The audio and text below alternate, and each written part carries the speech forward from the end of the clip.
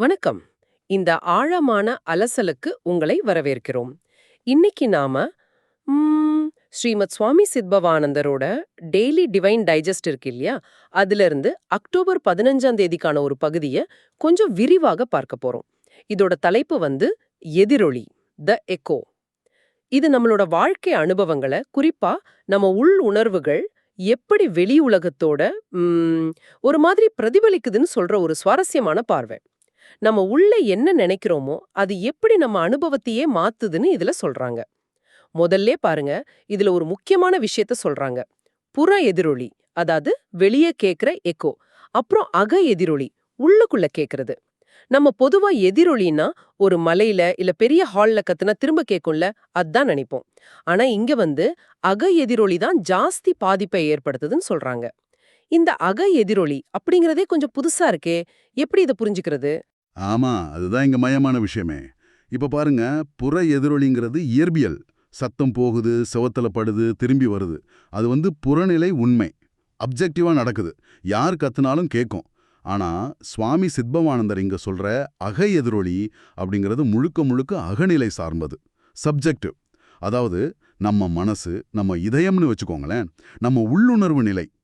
அது ஒரு அனுபவத்தை இல்ல ஒரு சொல்ல, ஒரு எண்ணத்தை எப்படி எடுத்துக்குது, அதோட எப்படி ஒத்து போகுது, அதுதான் அந்த அக எதிரொலி. அந்த பகுதியில் ரொம்ப தெளிவா சொல்றாங்க பாருங்க. அதன் உள் மற்றும் அகநிலை அம்சம் புற மற்றும் புறநிலை அம்சத்தை விட அதிக விளைவுகளை கொண்டது அப்படின்னு. ஏன் அப்படி? ஏன்னா நம்ம வாழ்க்கையோட தரம், நம்ம வாழ்க்கையை எப்படி உணர்றோங்கிறது அது இந்த அக எதிரொலியை பொறுத்து தான் இருக்குது.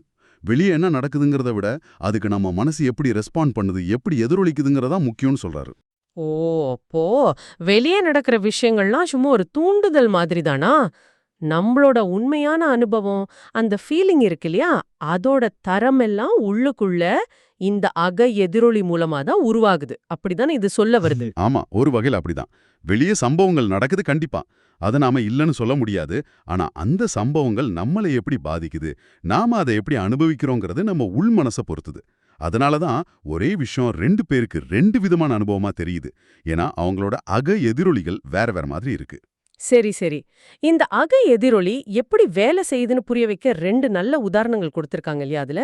அத கொஞ்சம் விளக்க முடியுமா? அது கேட்டா இன்னும் தெளிவா புரியும்னு நெனைக்கிறேன். நிச்சயமா, அந்த உதாரணங்கள் ரொம்ப அழகா இதை புரிய வைக்குது. முதல் உதாரணம் பாருங்க. ஒரு சந்தோஷமான இளைஞன். அவன் வாழ்க்கையை ரொம்ப பாசிட்டிவா பார்க்கறான், உற்சாகமா இருக்கான். அப்போ ஆமா, ஆஹா வாழ்க்கை எவ்வளோ இனிமையா இருக்கு அப்படின்னு உண்மையிலே உணர்ந்து சொல்றான். அப்படி சொல்லும்போது அவனோட இதயம், அவனோட உள் உணர்வு அது அந்த இனிமையை அப்படியே எதிரொலிக்குது, ரிப்பீட் பண்ணுது. அவனோட உலகம் அந்த கூற்ற ஆமான்னு சொல்லுது. அவனுக்கு அப்போ வாழ்க்கை நிஜமாவே இனிமையா தெரியுது. இதுக்கு அப்படியே ஆப்போசிட். ரெண்டாவது உதாரணம். வாழ்க்கையில ரொம்ப கஷ்டப்பட்ட ஒருத்தர் விரக்தியில இருக்காரு. அவர் கேட்கிறாரு, இந்த வாழ்க்கை வாழறதுக்கு தகுதியானதா அப்படின்னு. இது சும்மா வாயில சொல்ற வார்த்தை இல்ல, அவரோட ஆழமான வேதனை அது. அப்படி அவர் கேட்கும்போது அவரோட இதயம், அவனோட உள் மனநிலை அதே விரக்திய, அதே சந்தேகத்தை எதிரொலிக்குது. அதனால அவருக்கு அந்த வாழ்க்கை உண்மையிலேயே வாழ தகுதி இல்லாத மாதிரி தோணுது. ஆமா, ஆமா. எவ்ளோ பொருத்தம் பாருங்க. இது கற்பனை இல்ல. நம்மளோட தினசரி வாழ்க்கையிலேயே நாம இது மாதிரி உணர்ந்திருப்போம். ஒரு நல்ல விஷயம் கேட்டா மனசு எவ்ளோ சந்தோஷமா அது உணர்வை எதிரொலிக்குது. அதே நேரம் ஒரு கஷ்டமான செய்தியை கேட்டா மனசு எப்படி சுருங்கி அந்த வலியே எதிரொலிக்குதுன்னு நம்ம கவனிச்சிருக்கலாம். அப்போ நம்ம உணர்வுகள், நம்ம வார்த்தைகள், எண்ணங்கள் இதுக்கும் நம்ம உள் மனநிலைக்கும் நேரடியா ஒரு தொடர்பு இருக்குன்னு இது சொல்லுது, சரிதானே? மிகச்சரியா புடிச்சிட்டீங்க. அந்த நேரடி தொடர்பை தான் இந்த உதாரணங்கள் காட்டுது.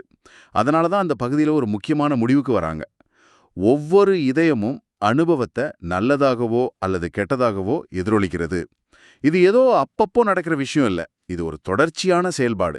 நம்ம மனசு அல்லது இதயம்ங்கிறதுக்கு இயல்பாவே ஒரு எதிரொலிக்கிற தன்மை இருக்கு. அது நாம சந்திக்கிற ஒவ்வொரு அனுபவத்துக்கும் சின்னதோ பெருசோ ஒரு விதமான அக ஒத்திசைவை கொடுத்துக்கிட்டே இருக்கு. இந்த தொடர்ச்சியான அக எதிரொலி தான் நம்ம வாழ்க்கைய பத்தி நம்ம மொத்த உணர்வையும் கண்ணோட்டத்தையும் தீர்மானிக்குது. இங்க சுவாரஸ்யமான விஷயம் என்னன்னா, இந்த பகுதியில் சொல்றத பார்த்தா நம்ம உள் மனநிலைங்கிறது வாழ்க்கையோட நிகழ்வுகளை உள்வாங்கி பிரதிபலிக்கிற ஒரு பெரிய எதிரொலி அறை, ஒரு எக்கோ சாம்பர் மாதிரி வேலை செய்யுது. அந்த ரூமோட சுவர்கள் எப்படி இருக்கோ, அதாவது நம்ம மனசோட தன்மை, அதோட பழக்கங்கள், நம்பிக்கைகள் எப்படி இருக்கோ, அதை பொறுத்து தான் உள்ள வர சத்தத்தோட, அதாவது அனுபவத்தோட இறுதி வடிவம் இருக்கும். அந்த அறை சந்தோஷமா இருந்தா சாதாரண விஷயங்கள் கூட இனிமையா எதிரொலிக்கும். அதுவே சோகமா இருந்தா நல்ல விஷயங்கள் கூட ஒரு மாதிரி மங்கி தெரியும். இந்த எதிரொலி அறைன்னு சொன்னீங்களே, அது ரொம்ப பவர்ஃபுல்லான உருவகம். நம்ம மனமே அந்த அறைனா, அந்த அறையோட தன்மைய நம்மால மாத்த முடியுமா? இதுதான் அடுத்த கேள்வியா வருது. ஆனா அதுக்கு முன்னாடி, இந்த எதிரொலி, மனித அனுபவம், இதுக்கெல்லாம் பின்னாடி ஒரு ஆழமான தத்துவ பார்வையும் இருக்குன்னு சொன்னாங்க இல்லையா? வேதாந்த கண்ணோட்டம்னு. அத பத்தி கொஞ்சம் சொல்லுங்களேன். உள்ளிருக்கும் ஆத்மா செயலற்றதுன்னா என்ன அர்த்தம்? ஆமா. அந்த வேதாந்த பார்வை இந்த முழு விஷயத்துக்கும் ஒரு ஆழமான அடித்தளத்தை கொடுக்குது. வேதாந்த தத்துவப்படி பார்த்தா, ஆத்மா அல்லது த செல்ஃப் விதின்ங்கிறது தான் நம்மளோட உண்மையான சொரூபம். அது அடிஸ்தானமா சாட்சியா இருக்கு, செயலற்றது, பாசிவா இருக்கு. அதாவது அது நேரடியா எந்த வேலையும் செய்யறதில்ல, எந்த அனுபவத்தையும் அது நேரடியா எடுத்துக்கிறதில்ல. அது ஒரு தூய உணர்வு நிலை, பியூர் கான்ஷியஸ்னஸ், ஒரு சாட்சி மாதிரி. அப்போ ஒரு கேள்வி வரும், ஆத்மா செயலற்றதுன்னா யார் இந்த வாழ்க்கையை அனுபவிக்கிறாங்க, யார் இந்த சந்தோஷம் துக்கம் எல்லாத்தையும் உணர்றாங்க? இங்கதான் மனம், அதாவது மைண்ட் வருது. வேதாந்தம் என்ன சொல்லுதுன்னா, செயலற்ற ஆத்மாவோட முன்னிலையில, அதோட சந்நிதியில மனம் சக்தி பெறுது, ஆற்றல் பெறுது. இதை எப்படி புரிஞ்சுக்கலாம்னா, சூரியன் தானா ஒன்னும் செய்யலனாலும் அதோட வெளிச்சமும் வெப்பமும் பூமியில உயிர்கள் வளர, வேலைகள் நடக்க காரணமா இருக்கு இல்லையா? அது மாதிரி ஆத்மாவோட பிரசன்ஸால மனம் பவராகி செயல்பட ஆரம்பிக்குது. இந்த சக்தி கிடைச்ச மனம்தான் உலகத்தை பார்க்குது, கேக்குது, உணருது, சிந்திக்குது, மொத்தத்துல வாழ்க்கையை அனுபவிக்குது. சுகம், துக்கம், சந்தோஷம், கவலைன்னு எல்லா உணர்வுகளையும் அனுபவிக்கிறது இந்த மனம்தான். இந்த இடத்துல தான் அந்த பகுதி ஒரு முக்கியமான வரிய சொல்லுது. மனம் எப்படியோ மனிதனின் வாழ்க்கையும் அப்படியே. மனம் வாழ்க்கையின் அனுபவத்தை மீண்டும் எதிரொலிக்கிறது. ஓ, அப்படியா? அப்போ நாம முதல்ல பேசுன அந்த எதிரொலிங்கிறது நிஜத்துல மனசோட வேலைதானா? ஆத்மா சும்மா பார்த்துக்கிட்டு இருக்கா, மனசுதான் இந்த அனுபவங்களை எல்லாம் உள்வாங்கி அதுக்கு ஒரு கலர் கொடுத்து அதை நமக்கே திருப்பி காட்டுதா? எதிரொலி மாதிரி? கரெக்டா கனெக்ட் பண்ணீங்க. அந்த எதிரொலியோட மூலம் எதுன்னு கேட்டா, அது இந்த மனம்தான். மனம்தான் வெளியே இருந்து வர்ற தூண்டுதல்களை, ஸ்டிமுலையே உள்வாங்கிறது. ஆனா அப்படியே வாங்கிக்கிறது இல்ல. தன்னோட சொந்த தன்மைக்கேத்த மாதிரி அதோட விருப்பு, வெறுப்பு, பழைய அனுபவங்கள், நம்பிக்கைகள், பயங்கள் இதெல்லாம் வச்சு அந்த அனுபவத்துக்கு ஒரு நிறம் கொடுக்குது. அப்புறம் அந்த நிறம் பூசின அனுபவத்தை நமக்கே எதிரொலிக்குது. அதனால தான் மனம் நல்லா தெளிவா அமைதியா இருந்தா வாழ்க்கை இனிமையா தெரியுது. மனம் குழப்பமா நெகட்டிவா இருந்தா அதே வாழ்க்கை பாரமா தோணுது. இது நாம இன்னும் பெரிய லெவல்ல பார்த்தா நம்ம மனசோட நிலைமை, அதோட தன்மை தான் நாம யதார்த்தத்தை எப்படி உணர்றோம், எப்படி வாழ்றோங்கிறதுக்கான சாவின்னு இந்த பகுதி ரொம்ப ஆழமா சொல்லுது. ஆத்மாங்கிறது நிலையான மாறாத ஒரு பின்னணி. ஆனா மனம்ங்கிறது அந்த பின்னணியில இயங்குற ஒரு கருவி. அந்த கருவி எப்படி இருக்கோ அப்படிதான் நம்ம அனுபவமும் இருக்கும். அந்த மனம்தான் எதிரொலிக்கிற கருவியாவும் இருக்கு. இது நிஜமாவே ரொம்ப யோசிக்க வைக்குது.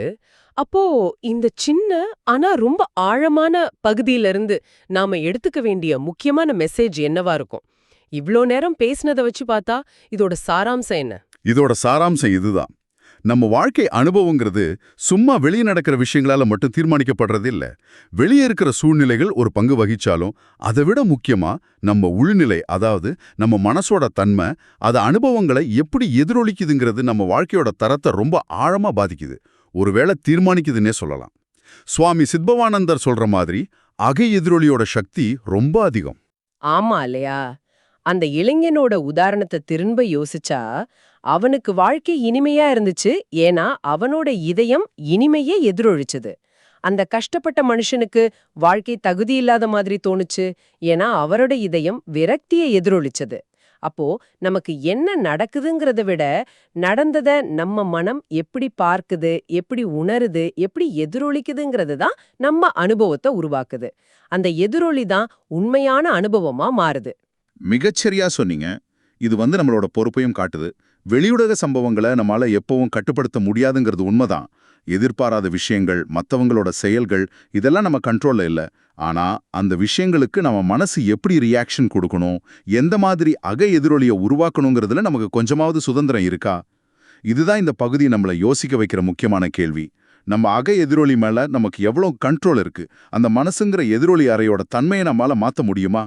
இது ரொம்ப ரொம்ப முக்கியமான கேள்வி.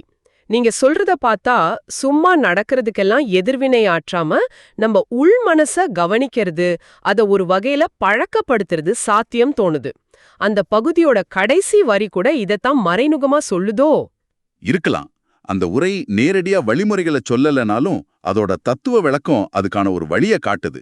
மனம் சக்தி பெற்றது, அது அனுபவத்தை எதிரொலிக்குதுன்னா அந்த மனசோட தன்மைய மாத்துறது மூலமா எதிரொலியோட தன்மையும் மாத்த முடியுங்கிற சாத்தியம் தெரியுது. இதுதான் ஒருவேளை தியானம், சுயவிசாரணம், பக்தி மாதிரி ஆன்மீக பயிற்சிகளோட நோக்கமா கூட இருக்கலாம். அதாவது மனசை சரி பண்ணி அதோட எதிரொலிக்கிற தன்மையா பாசிட்டிவா, அமைதியா மாத்துறது. சரி, நீங்க கேட்டுக்கிட்டு இருக்கிற உங்களுக்கு ஒரு கடைசி சிந்தனை. இந்த பகுதி சொல்லுது, உள்ள இருக்கிற ஆத்மா செயலற்றது. ஆனா அதோட முன்னிலையில மனம் சக்தி பெறுதுனும், அந்த மனம்தான் வாழ்க்கையோட அனுபவத்தை திரும்ப எதிரொலிக்குதுன்னு ரொம்ப தெளிவா சொல்லுது. இது உண்மையா இருந்தா உங்க சொந்த மனசுக்குள்ள ஒவ்வொரு நிமிஷமும் நடந்துகிட்டு இருக்கிற அந்த எதிரொலியோட தன்மைய, அது சத்தமா இருக்கா, அமைதியா இருக்கா, இனிமையா இருக்கா, கசப்பா இருக்கா, குழப்பமா இருக்கா, தெளிவா இருக்கான்னு நீங்க கவனிக்க ஆரம்பிச்சா என்ன ஆகும்? அந்த எதிரொலியோட தன்மைய, அதுக்கு காரணமான மனசோட தன்மைய நீங்க பாசிட்டிவா மாத்த நீங்க என்ன சின்ன அல்லது பெரிய ஸ்டெப்ஸ் எடுக்க முடியும்? உங்க உள் உலகத்தோட எதிரொலிய நீங்க எப்படி சரி செய்யலாம், இல்ல மென்மையாக்கலாம்? இது நீங்க தொடர்ந்து யோசிக்க வேண்டிய, உங்களோட எடுத்துட்டு போக வேண்டிய ஒரு கேள்வி. இந்த ஆழமான அலசல்ல எங்களோட இணைஞ்சதுக்கு நன்றி.